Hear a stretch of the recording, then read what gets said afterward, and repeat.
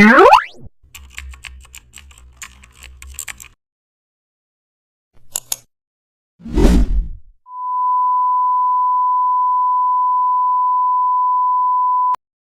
back to the channel. Don't forget to like, share and subscribe for more updates.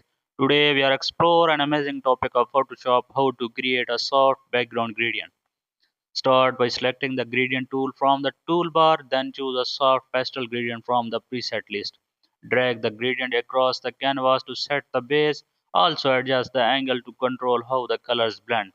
Add a slight blur to smoothen the transition. Place a near layer above and set it to soft light. Apply another gradient for depth. Reduce the opacity to maintain softness and add highlights using a radial gradients. Lower the intensity for a natural glow.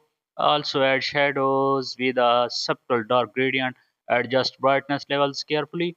Blend everything with a final overlay gradient. Make small tweaks